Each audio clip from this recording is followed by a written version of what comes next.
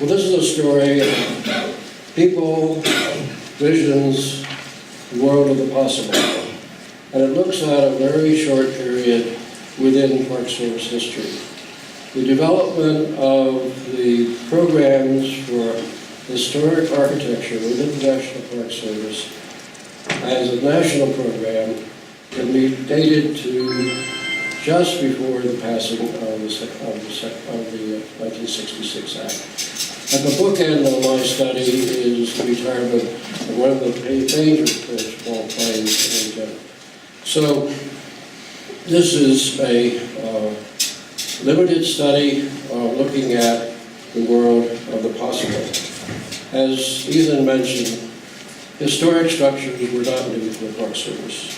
The 1933 reorganization brought a lot of the monuments into the park system. The Historic Sites Act put the National Park Service in the history business. And so when George Hartzog became the director in 1964, he came with experience and knowledge of the Park Service. He also was very ambitious, and he was interested to carry out a vision. He saw the potentials for the new park after Mission 66. And he also had an interest in historic preservation. In fact, unbeknownst to most, he was working with then Secretary of the Interior, Stuart Udall, in discussion of what was the possibility of using the Historic Sites Act to expand the scope of the Park Service activities into preservation. And the Secretary and George discovered that the President was interested in working with the National Trust in the bigger movement, so they stepped back. But George was aware of the fact of this transition and his interest in preservation, and in moving from the design offices, the Western Office of Design in San Francisco, the Eastern Office of Design and Construction in Philadelphia, he brought James Massey, the head of the HABS program in Philadelphia, and Henry A. Judd, the head of the Historic Structures program in Philadelphia to Washington. And he created a new branch of historic structures and historic American buildings survey under Charles Lessig, FAIA. And so for the first time, there was a position in the Washington office at the executive level with Charles Lessig reporting to the associate directors and Henry A. Judd as chief of the branch of historic structures, and James Massey reporting to managing the Historic American Building Survey. HALS and HAO didn't exist at that point. I think this is very significant because there was a recognition of a need for overall programs. And so as the evidence of the Preservation Act being enacted and Hartzog very actively participating in this program would come to the Department of Interior and the National Park Service, he commissioned a committee to look at new preservation in the parks. And this is an interesting study. Judd and Massey were on that program. Utley was on that program. Ronnie Lee, a park regional director and historian, was chair of that program. And it brought together what was this new preservation that was being proposed in Congress and what were the activities to be in the new organization to administer the act. It's interesting that there was a full recognition that the work on historic structures had no programs. There were treatments that were done under Mission 66 and other programs. There was no continuities in the park. It was a very fragmented system where park interpretation, park maintenance, park operations did quite different things, maybe within the same park, regarding historic structures.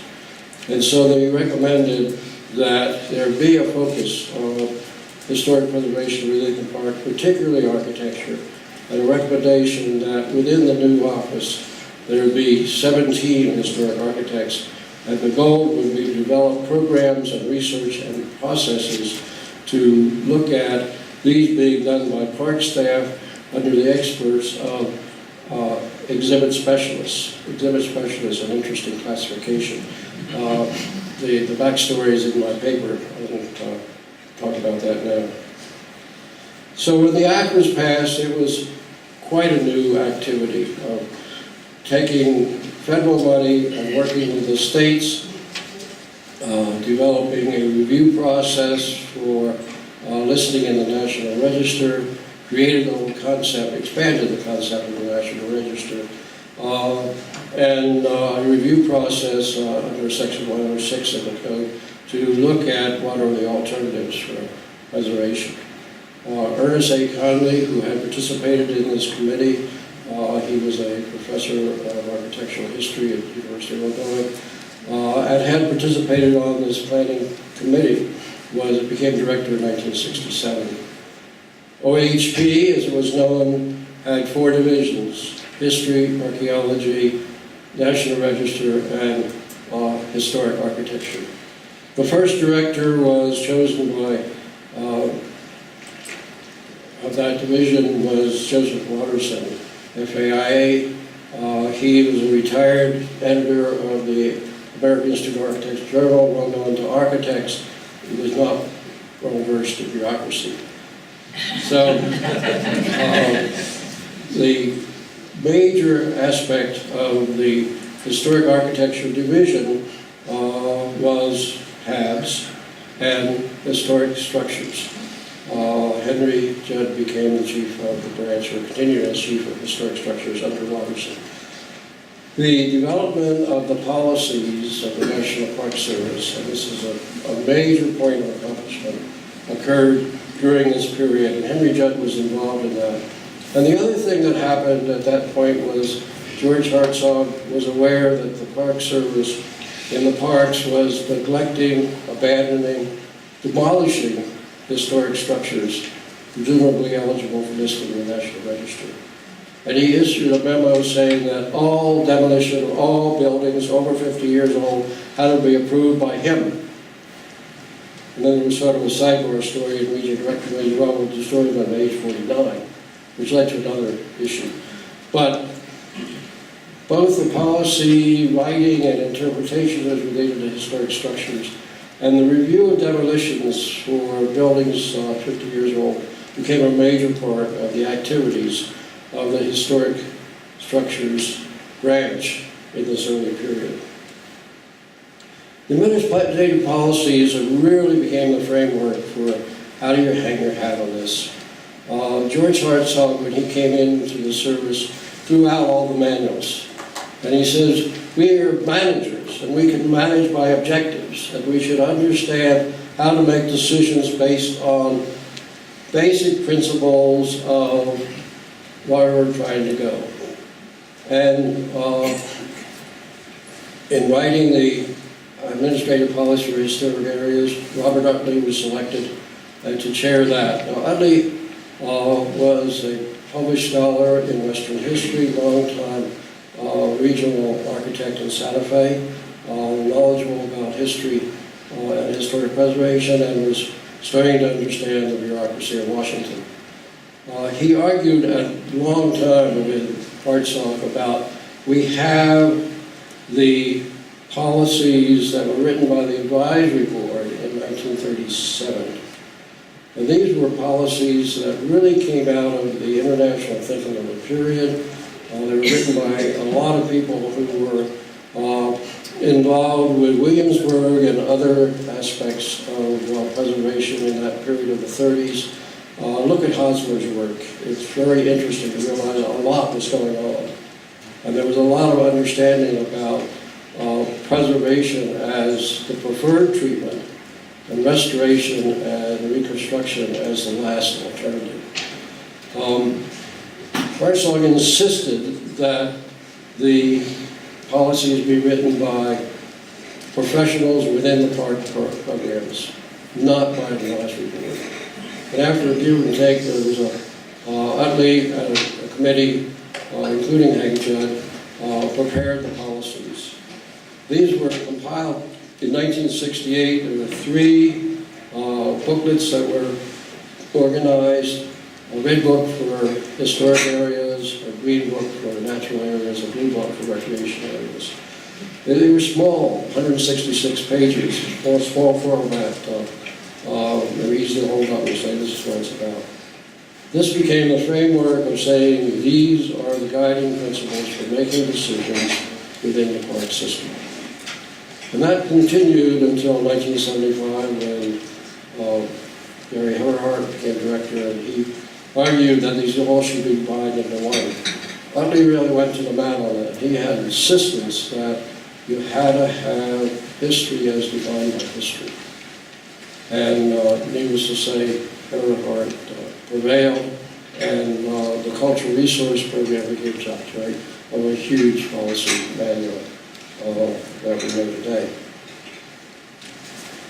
Also, at the same period, 1971, for a variety of reasons, many of them political, George Hartzog decided to merge the service centers of the Eastern Design Office and the Western Design Office. The Eastern Office had now moved to, from Philadelphia to Washington, and this was a sudden move. It was such a sudden move that I got a call in the middle of the day from the Chief of Personnel, Larry Zoller, who said, "Hugh, go to see Hank Judd and take that job. He's offered you because something's happening here that you don't want to be any part of." That day they announced that the service centers would be moving to Denver. It was over the Columbus Day weekend in 1971, and anybody would look how sunny could be on the plane on Saturday morning. A lot of people didn't decide to go. There were most of the historic architects working in the service centers were in the field. They were working on projects, where they were representing areas like Fred Gessig in the Caribbean, Penny Batchelor, Lee Nelson, and Independence. So in some regions, opened a position for regional historical architect. It was a convenience of organization. And Robert M. Cox, a design architect in San Francisco, took the position. He had little background and knowledge of historic preservation, but he didn't want to move. The same thing with Vance Kaminsky. Decided going to Omaha was better than going to Denver. And he went to Omaha as a regional director. Dave Battle, a former design architect from the Park Service, was rehired to become the regional architect in Santa Fe, and the Northern Pacific Northwest newly formed region created a position for Lauren Huffman, in spite of the fact that the regional director at that point said, "We have no historic resources here." Which was an interesting point that goes beyond the scope of my discussion. So we had in the regions regional historical architects. We had very little skill in terms of dealing with historic structures in Denver. And that became a point for squabbles between the regional offices and the Denver Service Center, maybe continue today. I joined the Washington office in 1971 after returning from assignments in Jordan and Turkey. So I had an opportunity to have knowledge of international planning and international preservation. Most of the work that we were doing was consulting to the parks. We were talking about the policies. We were talking about the new Executive Order 11593, because this abuse and ignoring and demolition of historic structures was not unique to the Park Service. It was a problem throughout the federal agencies. And Nixon became aware of that, and in May of 71 issued an Executive Order 1193 that said federal agencies must look at their historic properties, if eligible, list them in the National Register, and provide stewardship, including the provisions of Section 106. Now, this is a powerful executive order, but like many other things that Connelly White House often ignored. So one of the tasks of the Advisory Council staff and the Park Service WASO staff was to visit the parks and deal with consultation to how do you deal with the requirements of 110596. So it was interesting working with other agencies to realize that the Forest Service in many ways had more interest in their heritage of their buildings, like treetop fire towers, than the Park Service had in terms of their park headquarters, such as you see from Mount Rainier. There was an interesting dichotomy, though, of interests. I observed that in Prince William Park and Catoctin Mountain Park, both of these were demonstration parks under CCC. The superintendents had intuitively rehabilitated their CCC buildings to be functional, active park buildings using the existing historic buildings. In the same region, the superintendent of the C&O Canal Antietam claimed that there was no authorities under any of this stuff, and buildings were being neglected and abandoned and vandalized. Also at the same time, some regional directors, such as in San Francisco, realized that there were opportunities to list the CCC buildings in the National Register. And this became before the general interest in rustic architecture as a theme today, but certainly recognizing that these buildings are historic. On the other hand, we had the regional director claiming there were no historic resources in the Pacific Northwest. I also had the interesting opportunity to work with Dr. Connelly in looking at Chicago theme study, other ways to approach involvement in partnerships. Pennsylvania Avenue Development Corporation, home for the Vice President, and this involved the Secretary of Interior, Rogers Norton, who was very interested in the parks and their preservation programs. It was interesting. He grew up in a historic house. He had an interest in history. He was really concerned about preservation, even to the point when the battle was going on demolishing the Willard Hotel in Pennsylvania Avenue. He said to Ernest Connelly and me, who were representing him on the Pennsylvania Avenue Development Corporation, I want that building saved even if it's a brothel. So that we had the kind of interest from the Secretary. And this was certainly an opportunity to think about what else is possible and what else is needed for the programs. One of the interesting areas that was a total lack of national training in any cultural resource or preservation programs. Many of the historians were generally going to Williamsburg for their seminars, but there was no in-house training. And so early in 1968, Henry Judd and Lee Nelson came up with the idea of the William Strickland Center, located in Philadelphia, where civic specialists and architects would work together on projects and learn from each other and develop skills. This idea was sold to Washington. It was funded, and even space was leased. And then at the last minute, the director decided that there was another higher need to get the people at Castle Clinton, New York City office back, and he used that money to fund preservation there. So the idea of the Strickland Center died. It needs some preservation, some research and study, because it was a very interesting concept and it's little known today. But the idea of training didn't die, and Jim Askins, who was an exhibit specialist working out of Harper's Ferry, and worked with Judd and found some funding, and they proposed a training film on how do you analyze a building.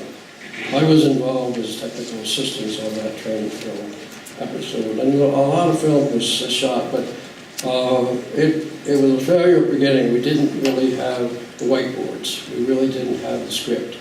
It turns out that Jim and his colleagues were master craftsmen, but they were not very good actors.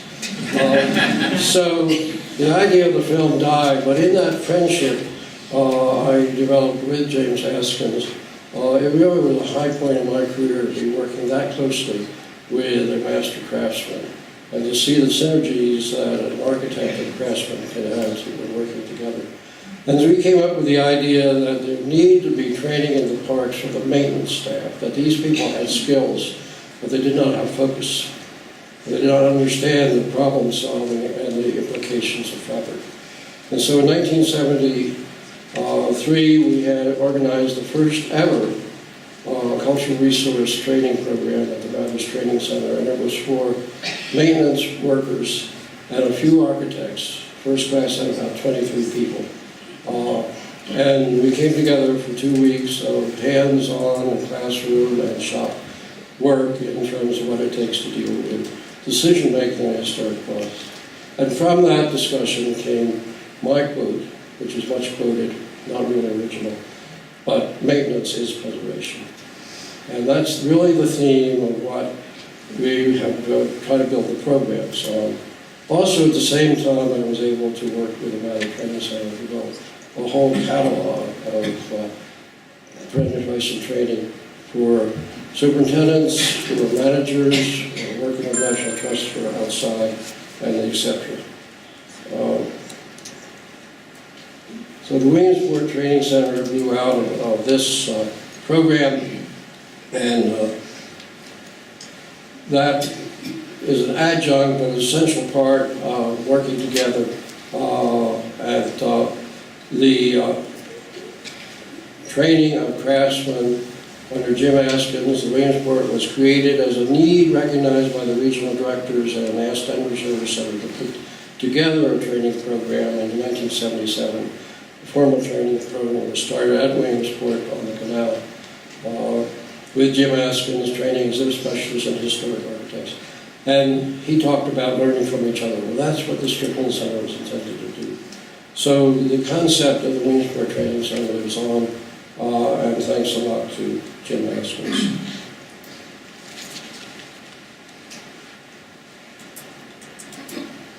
The critical moment came in the reorganization when the idea was to separate out the functions of the Office of Historic Preservation from dealing with the Act and dealing with the parks. And so we had an opportunity to deal with the recreation of his, I don't know what I'm there yet, of the Park Historic Preservation Act organization was created to really focus on the program. Utley became the director. There was a division of history, archaeology, and historic architecture. And the decision that every region would have a similar sort of organization. And I think this was a key decision made with the director, that there would be a park historic preservation program within every region. So some regions had historians, some regions had archaeologists, some regions had architectural, historical architects, but not all of them were in the same place. There was not a director of the program. So this provided an opportunity for a directed program of historic preservation in the parks from the regional office, mirroring the programs in Washington. So now there's an opportunity to have in all the regions the programs with historical architects, and the new regions in Pacific, in Boston, the North Atlantic region of Plains Fiber, and in the mountain region of Broadway, really hit the stride because they were new and they were able to make the case for the purposes of archaeology. So Utley was able to really get the attention of Whelan, who was the new director after George Hartzog was fired. We presented a horror show of the neglect and throughout the system, and Walker accepted that. It was a real indictment, and it really pointed to the fact that this neglect was also part of the problem. But the funding needs continued, and the problem was well stated, but the funding needs were not. So there was this moment of park historic preservation programs, and now organized under park operations, and this was somewhat uncomfortable because of the fact that we were working with old rangers. But Jim Tobin, as already been referred to, was really a good ear and provided an opportunity for American things were possible, still a problem And when Jerry Everhart became director, he had a really negative attitude about coordination. His total reorganization into park operations left Utley with a position of being downgraded to a division chief. And he leaves in 1976 to look at working with the advisory council. So that is really the bookend, and I want to draw attention to talk about the personalities. I talk about the work with the advisory council. We have the continuity of continuing organization within WASO, within the regions of park historic preservation. The legacy of the park architects. And it's interesting, by the time Judd retired in 1979 and I was selected as the chief historical architect, there were 100 architects, historical architects, working in the park system in Denver, in the parks, in the regions, and many of them here in the room. So it's a legacy that is important to think about, that from almost nothing in 1966, the park historic preservation program that we know today had its basis and its roots. So thank you.